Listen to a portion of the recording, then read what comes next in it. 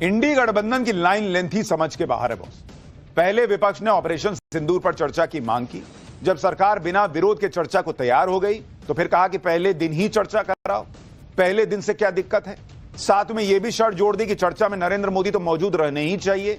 सरकार ने समझाया कि पीएम मोदी एक हफ्ते के लिए विदेश दौरे पर जा रहे हैं इस हफ्ते, तो पीएम मोदी की मौजूदगी में तो अगले हफ्ते चर्चा हो सकती है।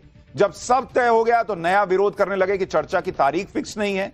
अब आज चर्चा की तारीख भी तय हो गई। लोकसभा में 27 जुलाई को और राज्यसभा में 28 जुलाई को चर्चा होगी, ये डेट तक बता दिया गया। यही नहीं, राज्यसभा में पहले 9 घंटे चर्चा होनी थी, उसको बढ़ा के 16 घंटे कर दिया गया। यानी नरेंद्र मोदी सरकार कह रही है कि तुमको जितना चाहिए भाई उतना चर्चा कर लो। पहले 25 घंटे की बात हुई थी, अब 30 घंटे से ज्यादा की चर्चा होगी। डेट बता दिए, सब हो गया। तो चल रहा है मामला। विपक्ष जो मांग कर रहा है सरकार से, सरकार मानती जा रही है। बावजूद उसके माहौल यह बनाया जा रहा है कि सरकार जैसे ऑपरेशन सिंदूर पर चर्चा नहीं चाहती।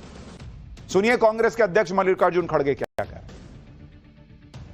ये देखो, वो बार बार बोल रहा है, ये क्यों निरुत्तर है, हमको समझ में नहीं आ रहा। तो अभी भी आप ट्रंप की गुलामी करना चाहते हैं। देश बड़ा है, इम्पोर्टेंट है, इसीलिए तो हमने देश की एकता के लिए सब लोग मिलके सरकार को सपोर्ट किया। अगर हमारे को बार बार ट्रंप ये कह के अपमान करता है कि समझौता मैंने कराया, तो उसका उत्तर उन्हें देना चाहिए और वो भी डट कर बोलना चाहिए, हम खुद ने कर लिया।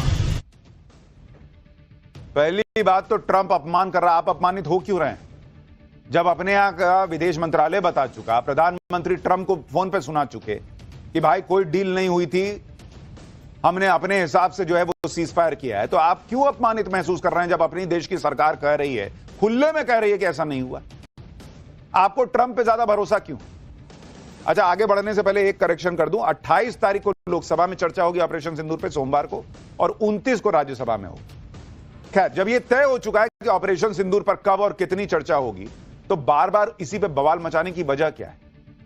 विपक्ष तो नई मांग लेकर आ रहा है। ऑपरेशन सिंदूर को लेकर विपक्ष पीएम मोदी के सदन में मौजूदगी की मांग कर रहा था।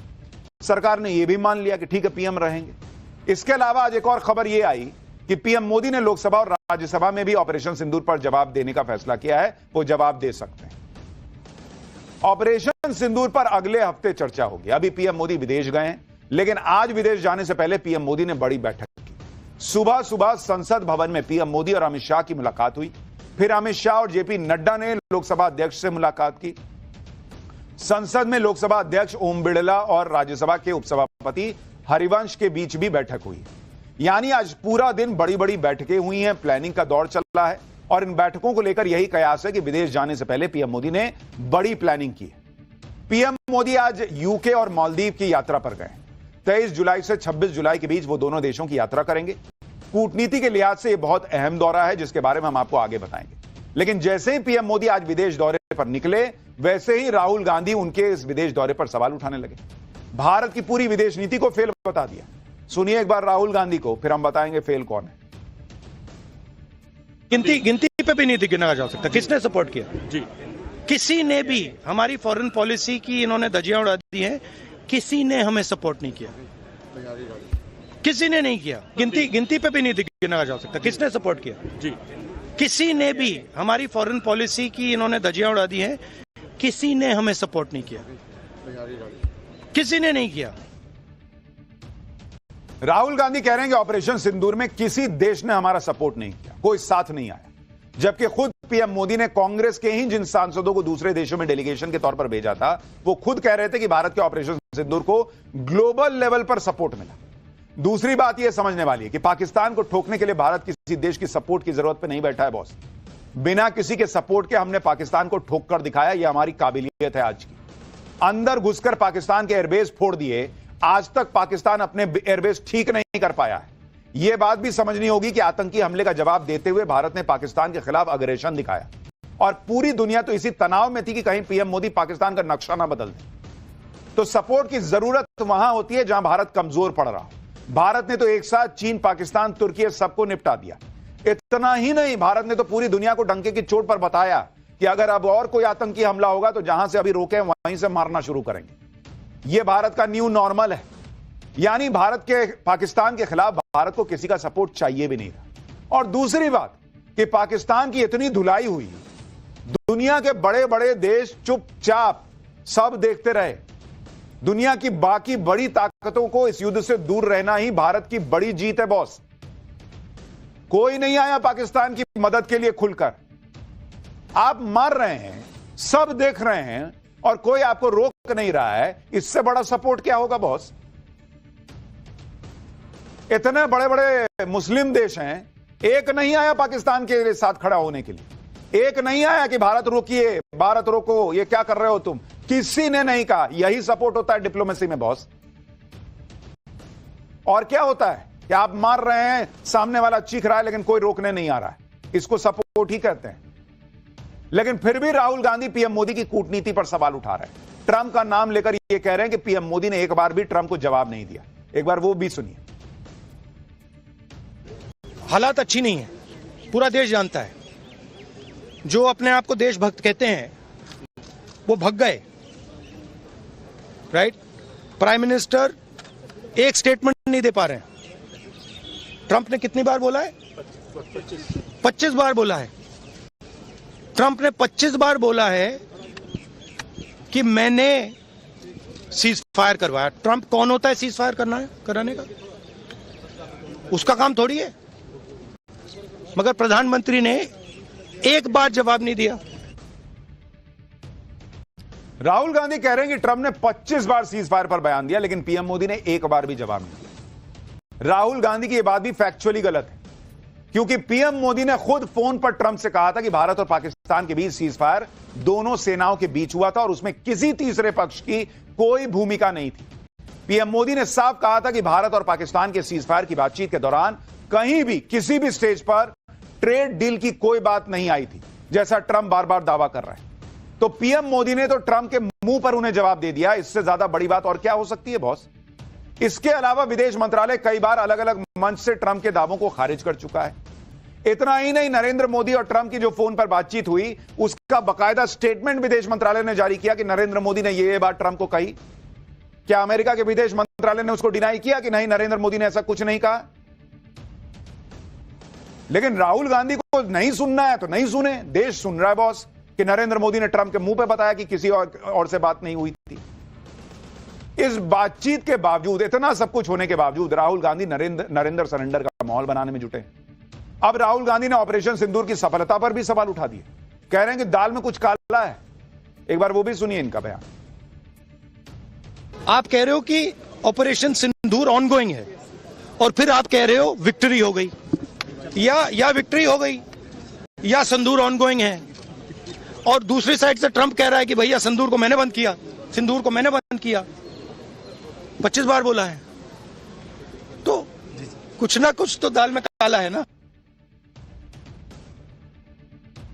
राहुल गांधी की बातों में लॉजिक ढूंढने निकलिएगा तो रेत में सुई ढूंढने जैसा है। कह रहे हैं कि अभी ऑपरेशन सिंदूर अगर ऑन गोइंग है तो विक्ट्री कैसे हो गई? अरे भैया, ऑपरेशन सिंदूर पार्ट 1 में विक्ट्री की बात हो रही है। इंडिया और इंग्लैंड टेस्ट में सीरीज खेल रहे हैं। इंडिया दूसरा टेस्ट जीता है अगर, तो नहीं कहिएगा कि दूसरा टेस्ट जीता था, क्योंकि अभी तो सीरीज खत्म नहीं हुई, इसलिए पहला दूसरा टेस्ट जीता हुआ आप बोल नहीं सकते राहुल गांधी के हिसाब से। गजब है भाई। इनको बस ये साबित कर देना है कि भाई ऑपरेशन सिंदूर में कामयाबी नहीं मिली, भारत जो है वो मार खाया, भारत के प्लेन गिर गए। एकदम अंदर से लग रहा है कि इनकी इच्छा यही है कि कैसे लोगों के मन में मैं ये सेट कर दूं। ऑपरेशन सिंदूर की सफलता पर किसी को शक नहीं है बॉस, आप गलत प्रयास कर रहे हैं और राहुल गांधी ऐसी बातें कर रहे हैं जिससे ऑपरेशन सिंदूर की सफलता सवालों के घेरे में आ जाए और इसी में वो बार बार ट्रंप की बात कर रहे हैं। जबकि ट्रंप के बारे में दुनिया जानती है कि ट्रंप कभी भी कुछ भी बोल देते हैं। और जहां तक ऑपरेशन सिंदूर की बात है तो पाकिस्तान से अच्छा कौन जानता होगा कि भारतीय सेना ने उसे कितना ठोका। पाकिस्तान की सेना अब तक इसी बात से घबराई हुई है कि ऑपरेशन सिंदूर अभी खत्म नहीं हुआ, नरेंद्र मोदी फिर से, भारत जो है वो फिर से कभी भी ठोक सकता है। राहुल गांधी ने नरेंद्र मोदी की विदेश नीति पर सवाल उठाए, विदेश नीति को फेल बताया। लेकिन आप देखिए कि आज ही नरेंद्र मोदी ऐसी विदेश यात्रा पर निकले हैं जिससे भारत को जबरदस्त कूटनीतिक सफलता मिलने वाली है। पीएम मोदी यूके के दौरे पर दोनों देशों के बीच एफटीए यानी फ्री ट्रेड एग्रीमेंट पर साइन हो सकता है। यह डील भारत के लिए कितनी अहम है, इससे क्या होगा, यह आपको थोड़ी देर में आगे अगले चैप्टर में बताऊंगा। पीएम मोदी यूके के बाद मालदीव जाएंगे। मालदीव वो देश है जहां चीन समर्थक माने जाने वाले राष्ट्रपति मोहम्मद मोइजू हैं। साल 2023 में मोइजू ने भारत और मोदी के खिलाफ कैंपेन चलाकर चुनाव जीता था। आज वही मोइजू मालदीव के स्वतंत्रता दिवस पर चीन को नहीं, भारत के प्रधानमंत्री को चीफ गेस्ट बुला रहा है। समंदर में सुरक्षा के लिहाज से मालदीव भारत के लिए अहम देश है। यही वजह है कि पीएम मोदी वहां जाकर भारत के हितों को साधेंगे। लेकिन राहुल गांधी प्रधानमंत्री के इस विदेश दौरे को बता रहे हैं कि वो तो भग गए। मनमोहन सिंह विदेश दौरे पे जाते थे तो भग जाते थे क्या? लेकिन यहां तो खुद को विदेश नीति का एक्सपर्ट बताने वाले इंडी गठबंधन के नेताओं को लगता है कि पीएम मोदी पर्सनल काम से जैसे घूमने गए या फिर ऑपरेशन सिंदूर की बहस से बचने के लिए चले गए। ऑपरेशन सिंदूर की बहस से बचना होता तो इसी हफ्ते नहीं करा देते ऑपरेशन सिंदूर पे चर्चा। खुद विदेश में रहते, आप यहां चर्चा कर लेते। वो तो कह रहे हैं कि मैं रहूंगा भाई, मैं आ जाऊं तब चर्चा करना, और 25 घंटे क्या 35 घंटे कर लो। सच यह है कि पीएम मोदी जिस एफटीए को फाइनल करने के लिए यूके गए हैं, उस एफटीए पर पूरी दुनिया की नजर है। पीएम मोदी ऐसे वक्त में यूके से डील फाइनल करने गए हैं जब अमेरिका में ट्रंप हर देश को टैरिफ की धमकी दे रहे हैं। यूके और भारत की यह डील टैरिफ की धमकी देने वाले ट्रंप को भी करारा जवाब होगा। इसके अलावा जो नेटो रूस से तेल खरीदने पर भारत को धमकी दे रहा था, उसी नेटो में शामिल ब्रिटेन भारत के साथ आर्थिक और रणनीतिक साझेदारी को मजबूत कर रहा है। पीएम मोदी ने जिस फ्री ट्रेड एग्रीमेंट के लिए यूके जाने का फैसला किया, उस पर दोनों देशों के बीच 3 साल से बातचीत चल रही है। जनवरी 2022 में ऑफिशियल बातचीत शुरू हुई थी। अक्टूबर तक एग्रीमेंट होने की उम्मीद थी, लेकिन 3 साल से ज्यादा लग गए। आप सोचिए, भारत के हितों को प्रोटेक्ट करने के लिए पीएम मोदी ऐसी कोई भी डील जल्दबाजी में नहीं कर रहे जिससे देश को नुकसान हो। और 3 साल की मेहनत के बाद अब जाकर दोनों देशों के बीच कहा जा रहा है कि एफटीए पर बात बन गई और उसे पीएम मोदी ऐसे ही छोड़ दें, सिर्फ इसलिए क्योंकि राहुल गांधी और इंडी गठबंधन के कुछ नेता उन पर सवाल उठाएंगे। आप यह भी देखिए कि भारत और यूके के बीच जब साल 2022 में बातचीत शुरू हुई फ्री ट्रेड एग्रीमेंट को लेकर, तब बोरिस जॉनसन पीएम, तब से अब तक वहां 3 पीएम बदल गए बॉस, लेकिन अब जाकर बातचीत फाइनल होती दिख रही है। भारत और यूके के बीच जो फ्री ट्रेड एग्रीमेंट फाइनल होने की कगार पर है, उससे कैसे दोनों देशों का फायदा पहुंचेगा और कैसे भारत के लिए एग्रीमेंट जरूरी है, अब ये भी आपको बताता हूं। एफटीए का मतलब होता है फ्री ट्रेड एग्रीमेंट। इसमें 2 देशों के बीच होने वाले व्यापार को आसान बनाया जाता है, कम टैक्स या 0 टैक्स तक लगता है। इससे दोनों देशों की कंपनियों को फायदा होता है, दोनों देशों के व्यापारियों को टैक्स फ्री मार्केट मिल जाता है, उनका सामान सस्ता हो जाता है, जिससे लोग ज्यादा खरीदारी करते हैं। इस एफटीए का मकसद भारत और यूके के बीच द्विपक्षीय व्यापार को दोगुना करके 10,36,000 करोड़ तक ले जाना है। यूके में टैक्स फ्री मार्केट मिलने का मतलब है कि भारत को यूरोप की मार्केट का और ज्यादा एक्सेस मिल जाएगा। एग्रीमेंट साइन होने के बाद भारत के लेदर, फुटवेयर, टेक्सटाइल, खिलौने, जेम्स एंड ज्वेलरी जैसे प्रोडक्ट्स जो हैं वो यूके में सस्ते हो जाएंगे। दूसरी तरफ ब्रिटेन से आने वाले प्रोडक्ट्स भारत में सस्ते हो जाएंगे। जब भारत और यूके के बीच ट्रेड बढ़ने की वजह से चीन, वियतनाम, इंडोनेशिया, बांग्लादेश जैसे देशों का यूके से होने वाला व्यापार प्रभावित हो सकता है। अनुमान है कि भारत यूके की डील से इन देशों को एक झटके में 16,000 करोड़ रुपए का नुकसान हो सकता है। पीएम मोदी यूके से डील फाइनल करने के बाद मालदीव के दौरे पर जाएंगे। और यह मालदीव का दौरा क्यों अहम है, पीएम मोदी डिप्लोमेसी में कौन सा बड़ा धमाका करने वाले हैं, नरेंद्र मोदी रूस, चीन के साथ मिलकर कौन सा प्लान बना रहे हैं जो ट्रंप का बुखार छुड़ा देगा, यह अभी आगे अगले चैप्टर में बताऊंगा। लेकिन उससे पहले आप यह देखिए कि देश में किस तरह की पॉलिटिक्स चल रही है। इधर संसद में वोटर वेरिफिकेशन के मुद्दे पर इंडी गठबंधन नरेंद्र मोदी को घेर रहा है, उधर बिहार में अलग जबरदस्त बवाल मचा हुआ है भाई। वोटर वेरिफिकेशन के मुद्दे पर बिहार विधानसभा में भाई साहब वहां तो पॉलिटिकल अखाड़ा बन गया। सत्ता और विपक्ष के बीच वोटर वेरिफिकेशन के मुद्दे पर गजब हंगामा हुआ है, युद्ध चला है। कल और आज दोनों दिन इंडी गठबंधन के नेता बिहार विधानसभा में काले कपड़ों में आए, वोटर वेरिफिकेशन के खिलाफ जमकर नारेबाजी हो। इस हंगामे और बवाल में आज सीएम नीतीश कुमार की भी एंट्री हो गई। नीतीश कुमार ने आज विधानसभा में तेजस्वी यादव और विपक्ष की क्लास लगा दी। नीतीश ने तेजस्वी को उनके पिता लालू यादव के जमाने के बिहार की झलक भी याद दिलाई। आज भी बिहार विधानसभा में इसी मुद्दे पर हंगामा हुआ। आरजेडी और कांग्रेस के विधायकों ने हाथों में तख्तियां लेकर विधानसभा के बाहर प्रोटेस्ट किया। राबड़ी देवी भी इस प्रोटेस्ट में शामिल हुई थी। इन सभी के हाथों में पोस्टर थे जिन पर लिखा था संविधान की हत्या बंद करो। मतलब लोग हर दूसरे मुद्दे पर संविधान की हत्या करवा देते हैं। विधानसभा के बाहर प्रोटेस्ट के दौरान विपक्षी विधायकों की विधानसभा के मार्शल्स के साथ झड़प भी हो गई। यानी पूरा माहौल बनाया जा रहा है जैसे चुनाव आयोग पता नहीं कितना बड़ा अपराध कर रहा हो। इसी तरह कल भी विधानसभा के अंदर जमकर हंगामा हुआ। प्रदर्शन कर रहे विधायकों ने तो कुर्सी तक उठा ली थी।